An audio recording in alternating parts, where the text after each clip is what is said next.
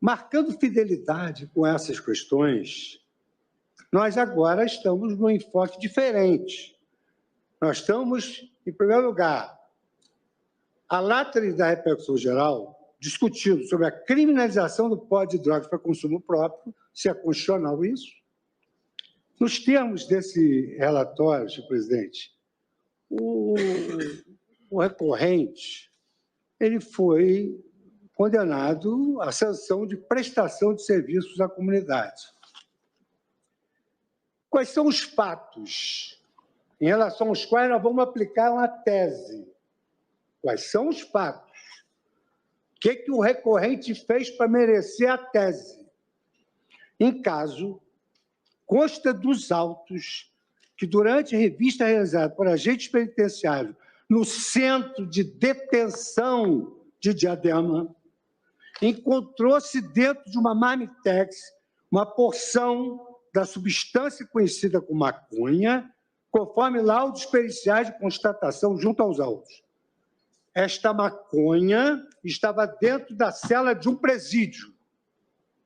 Extrai-se dos autos que o ora recorrente encontrava-se preso preventivamente, nada mais, nada menos, em razão de condenação anterior pela prática do crime de roubo circunstanciado, pelo emprego de arma de fogo e pelo concurso de agente. Pelo crime, eu tenho a certidão da condenação aqui. Pois bem, disse eu no início que eu tenho compromisso com os compromissos que eu firmei segundo a minha ciência de como dever-se-ia comportar uma corte constitucional. Eu falei isso no discurso de presidência. E eu passou a presidência e eu continuo com essa mesma percepção. Disse eu, em setembro de 2020, me comprometendo a defender a Constituição, as instituições democráticas e a efetividade dos direitos constitucionais. Numa sociedade democrática, o direito de discordarmos uns dos outros deve ser reconhecido como requisito essencial para o aprimoramento do ser humano e das instituições. Em tempo de pós-verdade, no clássico Verdade e Método, o dissenso expõe os excessos de cada lado do debate e convida a coletividade a enxergar as diversas perspectivas de um mesmo mundo. Por isso que eu digo que todos têm razão. É somente através da justa posição entre os diferentes que nós vamos construir soluções mais justas. No plano da cidadania, o Supremo Tribunal Federal tem garantido todos os direitos fundamentais. E aqui eu menciono paternidade socioafetiva, uniões estáveis homoafetiva, rechaço da trans e da homofobia, ênfase na validade da Lei Maria da Penha e por aí vai. O Supremo Tribunal Federal na garantia dos direitos fundamentais. Calcado nesses mesmos antecedentes dos políticos, eu destaquei na época que nós preservaríamos à frente da Suprema Corte a sua função principal como instituição de jurisdição maior, defendendo a Constituição, seus valores morais e as razões públicas e conjurando das nossas deliberações temas mais afeitos aos demais poderes. Ainda naquele discurso, eu me comprometi. Meu norte será a lição mais elementar que eu aprendi ao longo de 4 décadas no exercício da magistratura. A necessária deferência aos demais poderes no âmbito de suas competências, combinada com a altivez e a vigilância na tutela das liberdades públicas e dos direitos fundamentais. As 3 últimas décadas testemunharam as deliberações valiosas do Poder Judiciário, notadamente do Supremo Tribunal Federal, na consolidação e avanço do processo democrático e no resguardo dos direitos fundamentais e do próprio jogo democrático, que está aqui o ministro Alexandre de Moraes, como grande responsável pela manutenção dessas regras.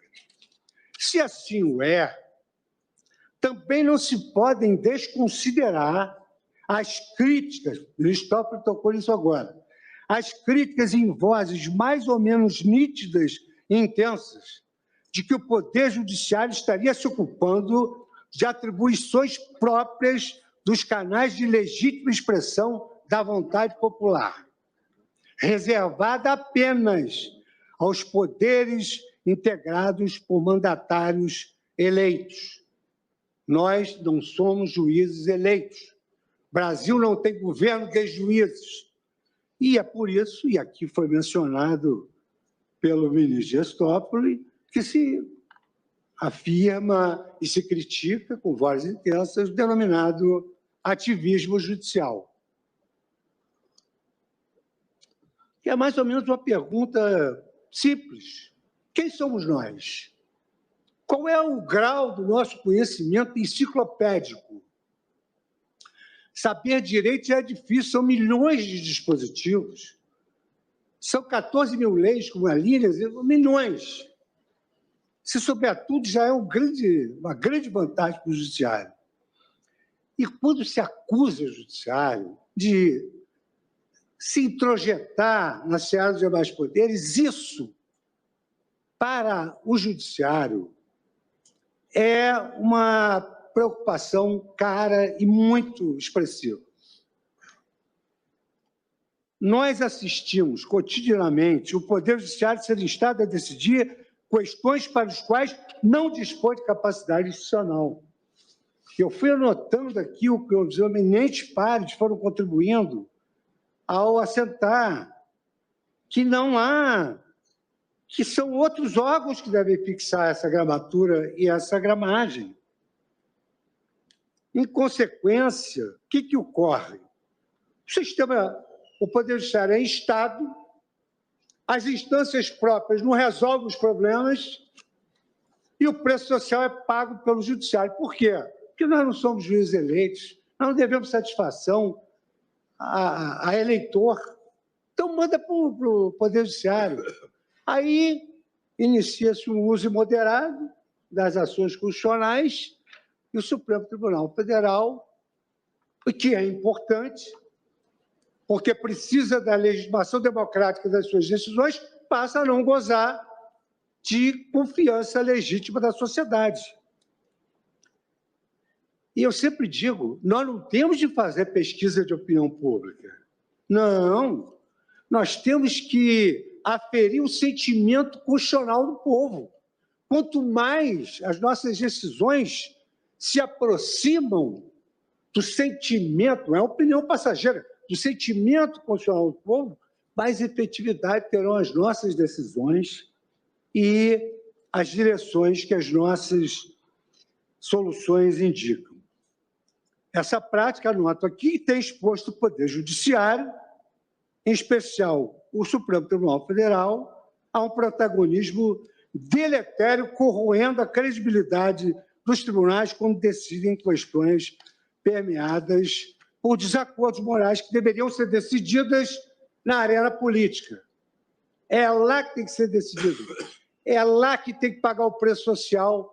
Não é que nós tenhamos receio, não, mas nós temos de ter deferência, porque num Estado democrático, a instância maior é o parlamento. No Estado democrático, a instância maior é o parlamento. Disse isso no discurso, estou repetindo agora, porque pior do que não saber direito é um juiz que não tem coerência. Eu também estou dizendo isso para mim. Estou dizendo isso para mim, porque eu que fiz esse discurso. Respeito todas as opiniões. Estou fazendo o exame da minha consciência aqui. Essa disfuncionalidade desconhece que o Supremo Tribunal Federal não detém o monopólio das respostas e nem é o legítimo oráculo para todos os dilemas morais, políticos e econômicos da nação. Tanto quanto possível, os poderes legislativo e executivo devem resolver interna corporis os seus próprios conflitos e arcar com as consequências políticas de suas próprias decisões. Aos nossos olhos, o judiciário deve atuar movido pela virtude passiva, devolvendo à arena política administrativa os temas que não lhe competem à luz da Constituição. Mas, quando excepcionalmente assumir esse protagonismo, o judiciário poderá em lugar de intervir verticalmente, atuar como catalisador e indutor do processo político-democrático, emitindo incentivos de atuação e coordenação recíproca às instituições e aos atores políticos. Isso foi dito aqui, nessa egrégia corte, e eu me aproveitei de tudo quanto foi dito. Isto aqui foi dito em setembro de 2020, eu assumi a presidência. Isto aqui está sendo repetido em 2024, desta tribuna, por mim, que firmei esse compromisso. Constitucionalidade do artigo 28. Nesse caso, pleiteia-se a exclusão da incidência da infração prevista no artigo 28 sobre a conduta de adquirir, guardar, que tiver em depósito, transportar ou trouxer consigo para consumo pessoal determinada quantidade da substância conhecida como maconha por alegada violação dos princípios constitucionais da intimidade e da privacidade. Para decidir esse recurso ordinário, depois de anotar tudo quanto os eminentes pares trouxeram brilhantemente em seus votos, inclusive essa pesquisa magnífica que o ministro Alexandre de Moraes fez, eu procurei estabelecer 3 enfoques. O primeiro, a questão do controle de constitucionalidade de normas em situação de razoável dissenso moral e científico.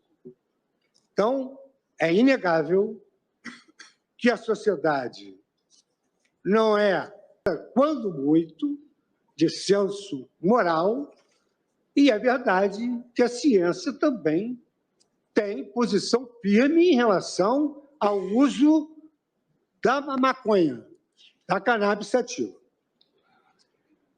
E eu faço esse primeiro enfoque, considerar as competências constitucionalmente atribuídas a cada um dos poderes, bem como as capacidades institucionais de órgãos técnicos científicos como a Anvisa, agência reguladora dessa temática no Brasil. Em segundo lugar, eu vou suscitar a instigante questão da autocontenção e da deferência ao legislador no tema subjúdice, considerando basicamente 2 aspectos que eu também colhi aqui dos votos brilhantes de todos os integrantes da Corte. Primeiro, no direito comparado, os modelos paradigma de liberação do consumo e da venda da maconha, indicados como exemplos para o mundo, e que todos eles foram desenvolvidos pelos respectivos órgãos legislativos. Segundo lugar, no Brasil,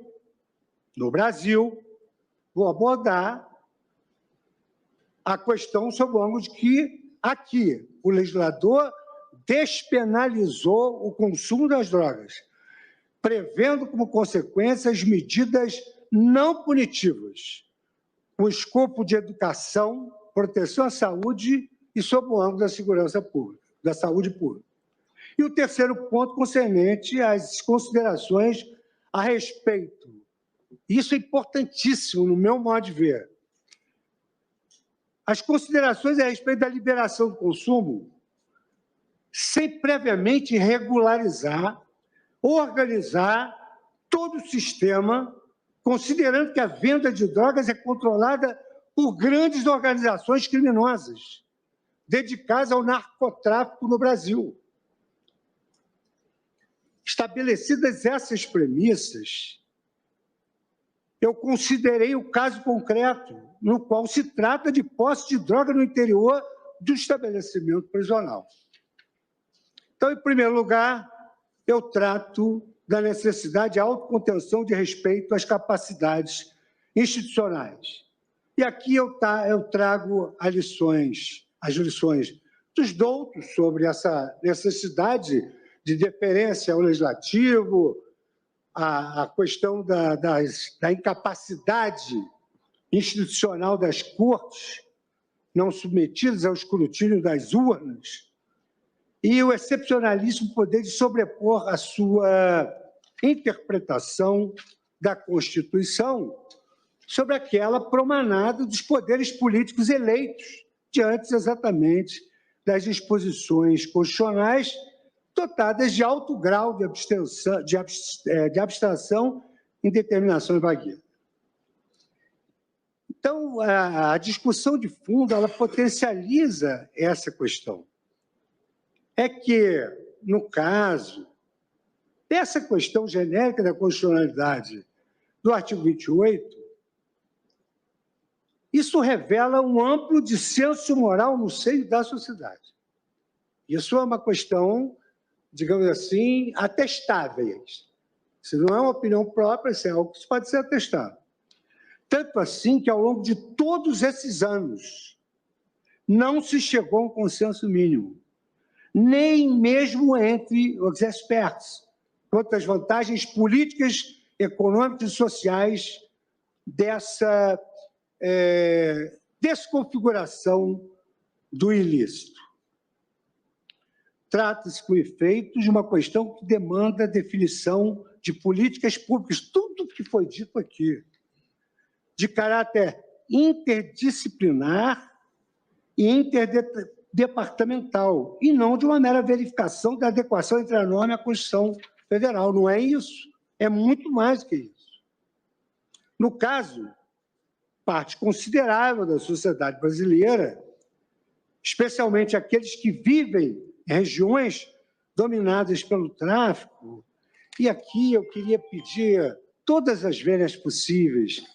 Não se pode estigmatizar uma camada da população como sendo a maior parte dos usuários, a maior parte dos consumidores de droga. Não é bem assim. Não é bem assim. Um secretário de Segurança disse que o bairro chique do Brasil brilhava à noite. Não era na favela, não. Não concordo com isso de dizer que a lei só se aplica a afrodescendentes e a pessoas pobres. Não é isso, não. A lei é para todos. O princípio da isonomia está lá na Constituição Federal. E, na realidade, a realidade é outra. A realidade também inclui todas as pessoas integrantes da etnia brasileira. E há pessoas nessas comunidades, nós que fomos juízes do interior, juízes que debatemos com comunidades de favelas, pessoas que se interessam pelo controle daquele meio social, eles se incomodam muitíssimo com essas regiões dominadas pelo tráfico e veem seus filhos expostos aos riscos do consumo desde a mais tenra idade. E não é por outra razão que eles repudiam a liberação do consumo de drogas. E é muito importante, qualquer que seja o resultado, que essa expressão feliz utilizada pelo presidente, não só na abertura dos trabalhos, quando conversou com o presidente da Confederação Nacional dos Bispos do Brasil, agora reiterada, que não se está dizendo aqui que o consumo de drogas é lícito, e nem que se pode consumir droga em local público, porque nós não vamos transformar o Brasil numa Cracolândia, evidentemente.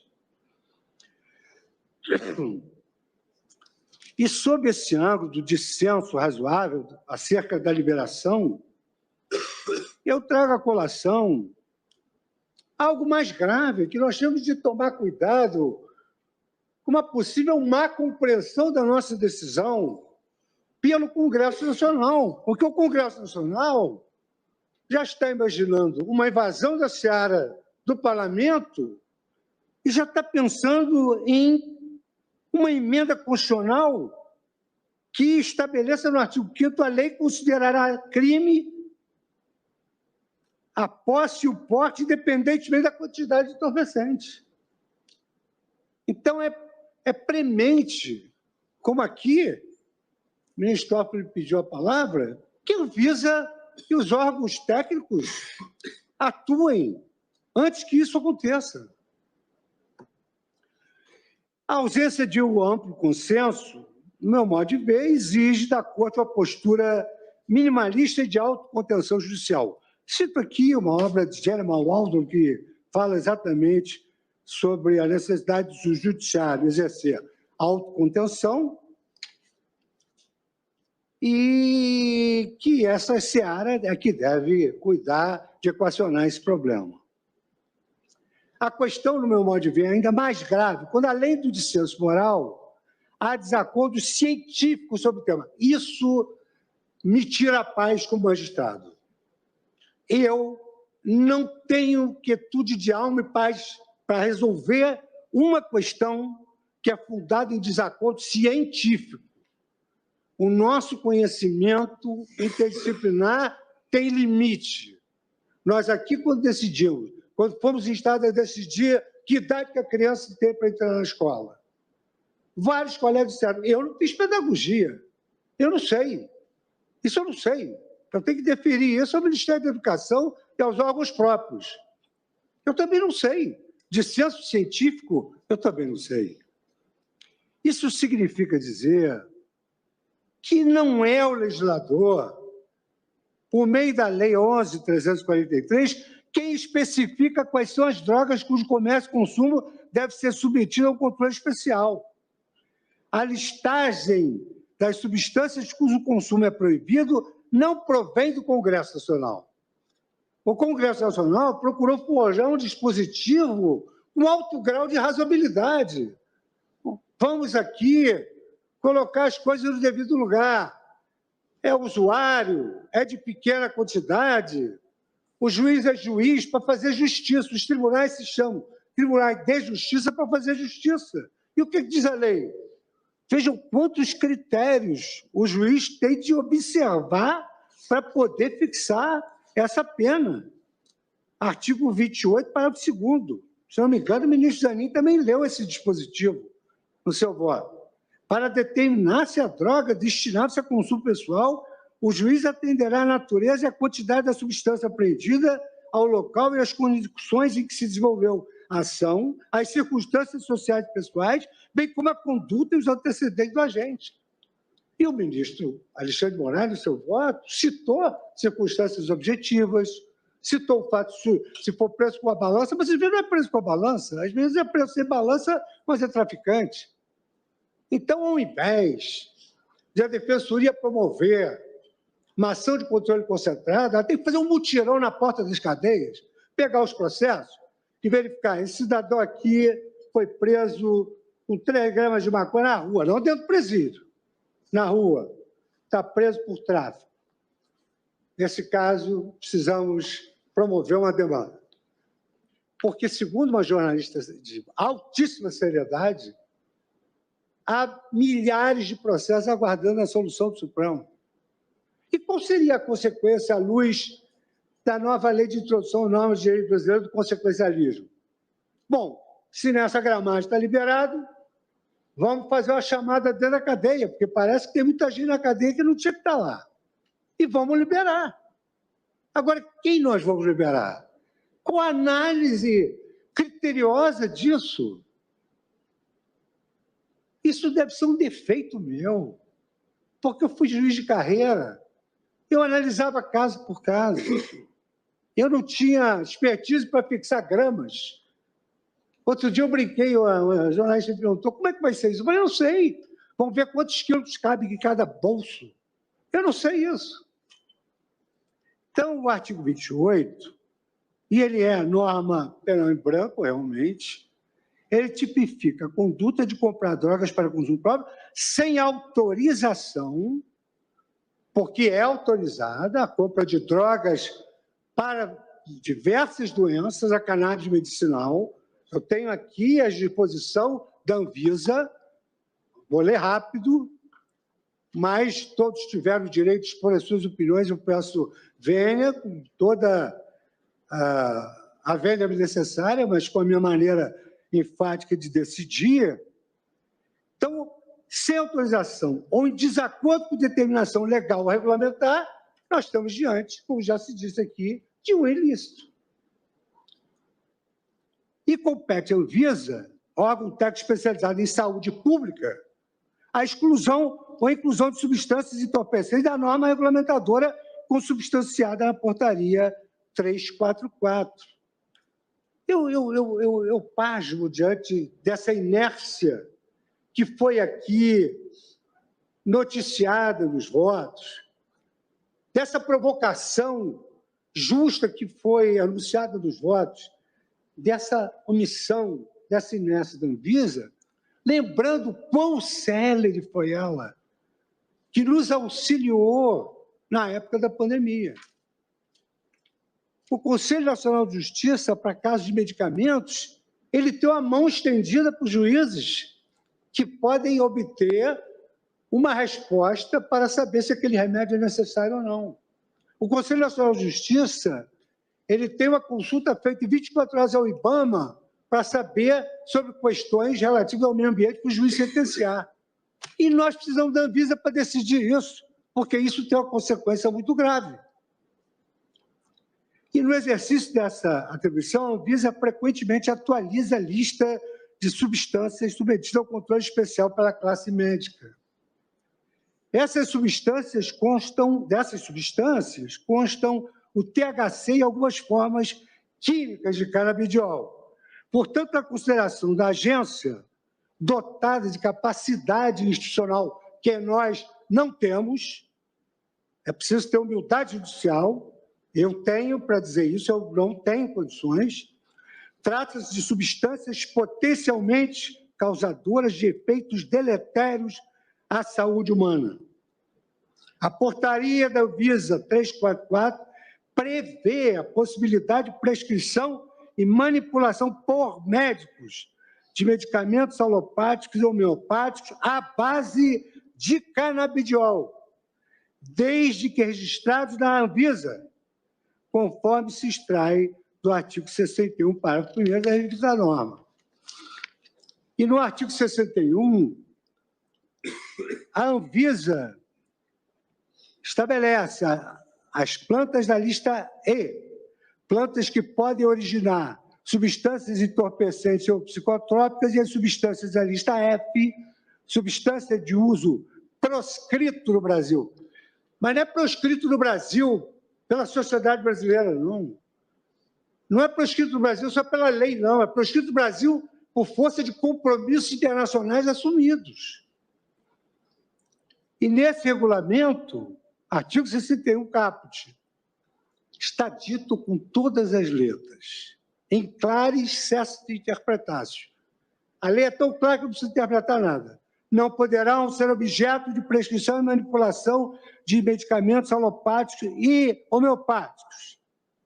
As plantas da lista E, ou E, excetuam-se do disposto no caput, a prescrição de medicamentos registrados na Anvisa que contêm a sua composição a planta Cannabis SP, incluindo o THC. O THC, para efeitos medicinais, ele é fantástico para dores, para ataques epiléticos. Isso é leitura interdisciplinar. Não é conhecimento técnico, é leitura. A prescrição de produtos que passam as substâncias canabidiol THC a serem importadas em caráter de excepcionalidade por pessoas físicas para uso próprio para tratamento de saúde mediante prescrição médica são autorizados. Eu considero, por essa razão, que devo, no meu voto, ter o dever de contenção e de postura deferente aos órgãos de técnica e aos órgãos científicos de detentores de saberes do tema, que tomem para si a tarefa de fixar quais são as substâncias e as quantidades que os indivíduos devem ser autorizados a adquirir e plantar para consumo próprio. O dissenso científico sobre a matéria orienta a Corte a adotar, no meu modo de ver, com respeito aos magníficos votos que foram aqui proferidos, a adotar uma postura minimalista de não intervenção direta e de respeito às autoridades competentes. E aqui, um médico que merece a nossa homenagem, porque o ministro Dias Toffoli mencionou agora uma campanha de esclarecimento público. Se existe um médico que se dedica a essas campanhas de esclarecimento público de todas as doenças de todas as prevenções, de todas as vacinas, é, sem dúvida alguma, o doutor Drauzio Varella. E o doutor Drauzio Varella, ele entrevistou uma das maiores autoridades da psiquiatria,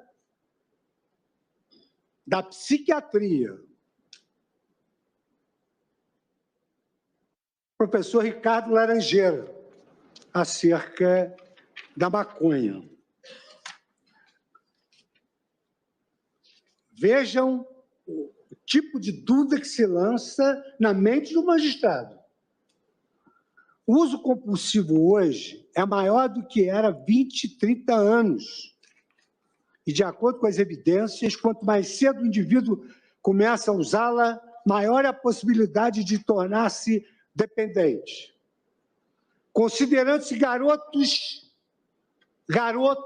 e garotas de 12, 13 anos, e às vezes até mais novos, estão usando maconha atualmente e o problema se agrava.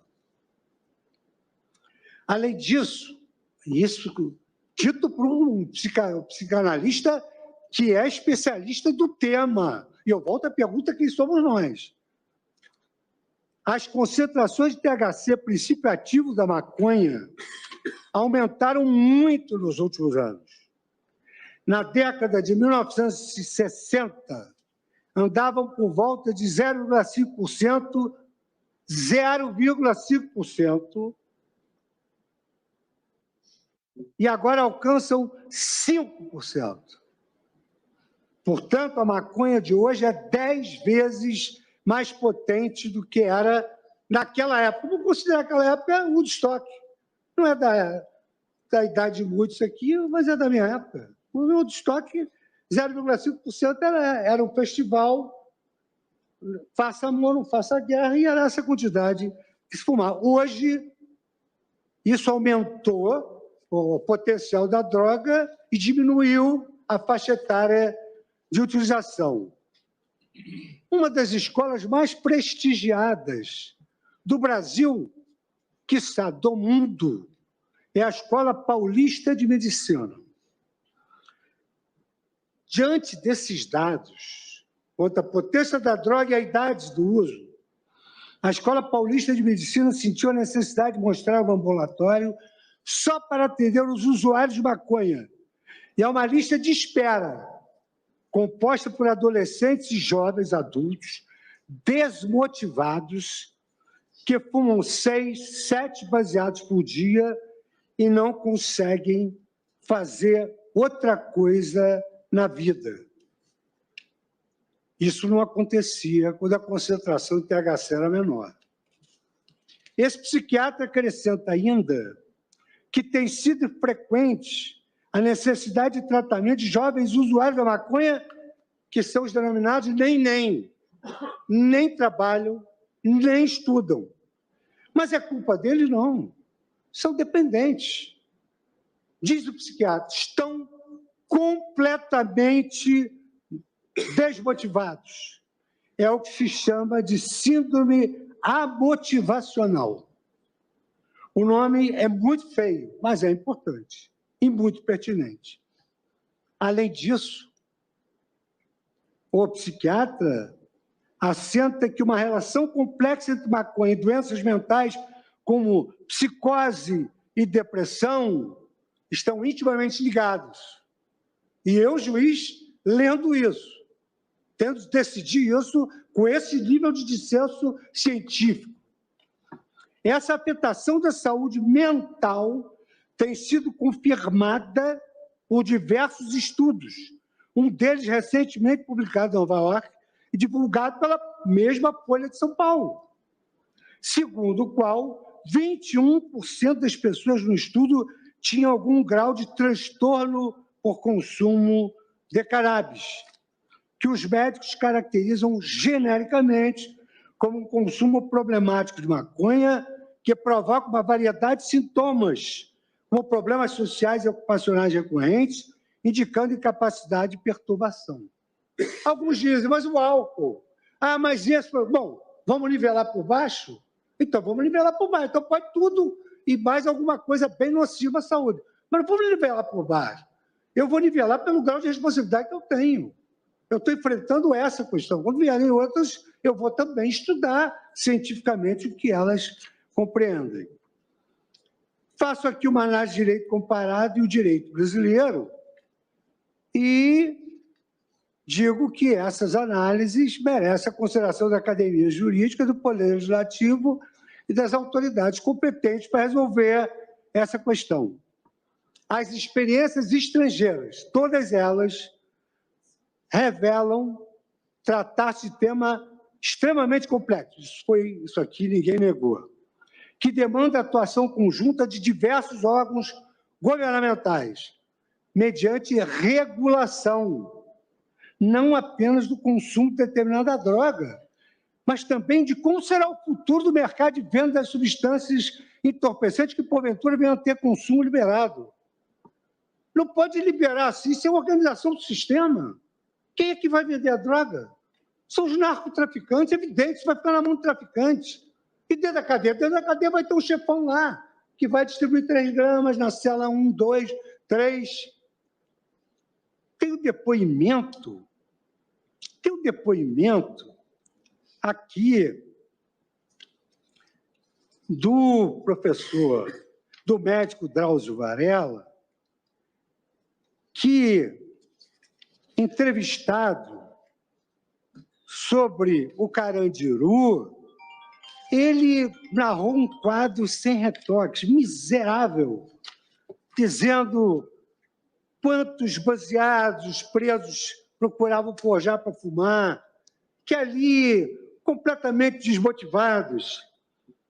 E no direito comparado, tanto quanto eu pude pesquisar com respeito de todos os votos em contrários, a liberação do consumo se deu pelos poderes legislativos, por realizar ampla regulação de toda a cadeia. Parece até sofismático. Pode usar, mas não pode portar. Mas como é que usa sem portar? Cai da onde para botar na boca? Nesse sentido, por exemplo, em relação ao legislativo, recentemente, 23 de fevereiro de 2024, o Bundestag, Poder Legislativo da Alemanha, fevereiro de 2024, aprovou uma lei que legaliza, aprovou uma lei que legaliza parcialmente a venda, o cultivo e o consumo de uma quantidade determinada de maconha para maiores de 18 anos. Foi previsto uma vacatio legis, exatamente para permitir a regulação do mercado e a atuação do órgão regulador. Por esta lei, haverá permissão de cultivo e consumo exclusivamente para as pessoas cadastradas como membros dos chamados clubes de maconha, cada qual a ser integrado por no máximo 500 adultos para fins de controle. E aí você vai saber que é o usuário que é o traficante. O objetivo da nova legislação, segundo a declaração do ministro da Saúde alemão, o social-democrata Karl Lauterbach, não é simplesmente assegurar o consumo da maconha, mas, essencialmente, combater o mercado ilegal e o crime relacionado às drogas, além de reduzir a quantidade de tráfico e diminuir o número de usuários. Vocês imaginaram a disputa para a titularidade desse negócio? Da mesma maneira, nos Estados Unidos, alguns Estados-membros, por meio de seus respectivos órgãos legislativos, representativos, portanto, da decisão majoritária dos cidadãos, promoveram a liberação regulada tanto da venda quanto do consumo recreativo e ou medicinal do canabidiol. Foram fixadas regras para a definição dos locais em que a venda e o consumo são permitidos. O ministro Alexandre daí evita essa questão de surpreender na denominada biqueira, na expressão paulista. No Uruguai, o legislador regulou toda a cadeia do cultivo, produção, distribuição e venda da maconha ao consumidor final, mediante controle do governo, exigindo o prévio cadastramento. Portanto, o redesenho, ministro, a Excelência tem razão, ele efetivamente é um redesenho de políticas públicas. de drogas nos mais diversos países e que têm sido realizados não pelo judiciário, mas pelo legislativo. E, além de todos esses países, para nós não ficarmos aqui discorrendo sobre o mapa mundi, Holanda, Portugal, Canadá passaram a regular o mercado de cultivo, produção, venda e consumo de quantidades limitadas de maconha para maiores de 18 anos. Eu sei fazer isso? Eu não sei. Sinceramente, que eu não sei. Eu tenho paz como magistrado para fixar gramatura e gramagem? Tenho.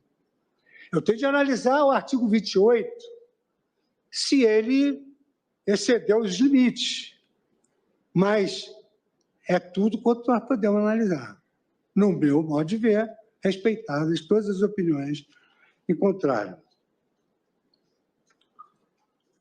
À luz da experiência estrangeira, é forçoso reconhecer que, para se promover a legalização do consumo da maconha no Brasil, seria indispensável a prévia regulação pelo legislador do mercado, plantio, fornecimento e venda da substância, consubstanciados coadjuvados, digamos assim, pela Anvisa. E aqui, mais uma vez, vou reiterar o que muitos já disseram, à luz das considerações anteriores, a Lei 11.343, de 2006, ao manter como comportamento ilícito o porte de drogas para consumo próprio, mediante sanções não prisionais, teve por finalidade, além da proteção da saúde pública, também coibir o mercado ilícito de drogas. Isso aqui é uma preocupação bifronte. Uma declaração de inconstitucionalidade do artigo 28 da lei vai deixar de aplicar sanções superponderadas, superproporcionais, superrazoáveis. Qual é o mal que se faz de aconselhar um jovem dos perigos futuros prospectivos? Eu tive um caso, no início da minha carreira em Niterói, sentou-se ali um rapaz, a família toda chorava. E olha que levou anos isso aí. Primeira audiência na vara criminal de Niterói, família chorando, pai e mãe, rapaz bem arrumado, interrogado num delito de uso de drogas, maconha. Eu não me lembro, Alexandre, se o procedimento era judicialiforme, começava com uma portaria, não começava? Começava com a portaria do juiz, aí você interrogava. Bom, enfim, esse rapaz foi conversar com os pais, voltou, e eu procurei procurei decidir de forma a não punir aquela família, é integrá-lo com todos os cuidados. Muito bem. Foi preso em flagrante, família abastada, fora desse perfil que aqui se anunciou, e ele foi embora. Janin, anos atrás, eu estava fazendo uma palestra, não me lembro se era em Campinas. Ministro Alexandre, ministro André, ministra Carmen, ministro Barroso. Essas coisas acontecem na vida da gente. A gente dá uma decisão, não sabe nem onde vai parar. Se dirigiu a mim um homem de uns 50 e tantos anos e disse para mim: ministro Fux, o senhor lembra de mim? Não lembrava dele. Vou lembrar anos e anos e anos depois. E estava de barba. Estava de barba. Ele falou: senhor, eu sou médico aqui. E eu queria agradecer ao senhor pelo fato de o senhor ter ponderado naquela oportunidade que eu deveria abandonar o uso da droga e o desgosto que eu estava causando à minha família. Eu quero dizer o seguinte: cada família é cada família, cada pessoa tem as suas especificidades. Mas, se é verdade que a ciência está dizendo isso, eu, como magistrado, eu não tenho tranquilidade de decidir algo assim, sem convicção científica, sem regulamentar a cadeia de produção e distribuição e sem a prévia atuação do legislador na regulação. Eu vou juntar o voto e assento a essas questões de que, sem regulação prévia pelo legislador, pela Anvisa, não há paz na mente do magistrado para decidir isso, pelo menos diante das minhas eventuais limitações, que não são de consciência. São limitações que eu, às vezes, não estou enxergando como é que se pode fazer isso sem a ciência. Então, o razoável dissenso moral, social e científico sobre o tema, a ausente violação da Constituição, porque acho que aqui fez-se uma solução sob medida. O legislador foi artesão da solução desse caso. Ele foi artesão da solução. Vejam, olha aqui, olha o que o legislador fez. A advertência sobre os efeitos das drogas. Qual o gravame é nisso? Prestação de serviço à comunidade. Para ter uma lição de vida. Qual vai ser a prestação de serviço à comunidade? Evidentemente que já se sabe, vai pedir para aquele jovem frequentar as comunidades drogadas e aconselhar. É essa a prestação de serviço à comunidade. O que aconteceu na época em que houve uma crise de obesidade no Brasil? Surgiu a operação bariátrica. O que se fazia? Se pegava uma pessoa jovem, operada, que perdera quase meia centena de quilos, ou mais até de centenas de quilos, e levava-se essa pessoa a centros onde havia pessoas obesas. O que se faz com relação ao alcoólatra? Há um instituto em que as pessoas que se liberaram do álcool lá, e isso é prestação de serviço à comunidade. Isso aí está convergente com a promessa do nosso ideário, que é a nossa Constituição.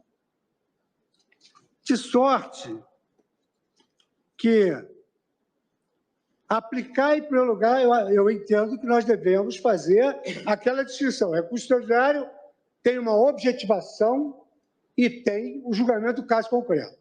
No caso concreto, se aplicar uma tese dessa para um detento condenado a 11 anos com roubo qualificado, com emprego de arma de fogo e concurso de agentes, e a vítima não resistiu, porque se resistisse seria morte, seria latrocínio.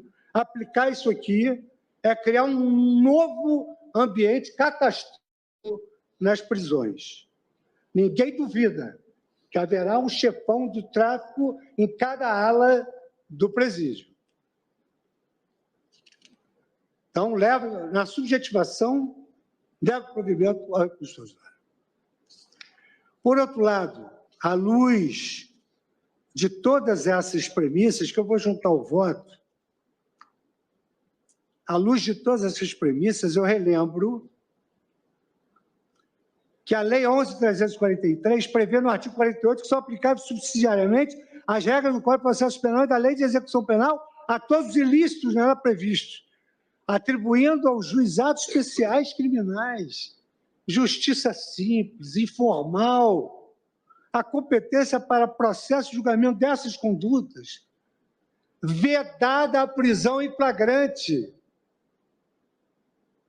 O legislador não poderia ter sido mais coerente com os princípios, com a humanidade que deve nortear a tarefa de todos os agentes públicos, políticos e do judiciário. Caridade justa e justiça caridosa. Senhor presidente, eu vou juntar o voto e justifico, por fim, a minha preocupação quanto à aplicação da tese no caso concreto da prisão, na subjetivação, que o doutor Drauzio, e até um documentário, tem uma passagem importante sobre o Carandiru. Dizia no Carandiru, minha experiência mostra que há quem fume um baseado a cada 30 minutos. 30 minutos. Uma droga que exija tal frequência de consumo não pode ser considerada leve. Não é verdade. Em sua resposta, o psiquiatra afirmou, infelizmente, não existem drogas leves se produzirem estímulo no sistema de recompensa cerebral. Em geral, as pessoas perguntam, se a droga dá prazer, qual é o problema? O problema é que ela não mexe apenas na área do prazer. Ela mexe também em outras áreas e o cérebro fica alterado. A droga perverte o repertório de busca de prazer, empobrece a pessoa. Comer, conversar, estabelecer relacionamentos afetivos, trabalhar, são fontes de prazer que valorizamos, mas não são fontes imediatas. No ambulatório da Escola Paulista de Medicina, que atende usuários de maconha, há 2 grupos distintos. Um que é constituído por jovens que perderam todo o interesse por qualquer coisa.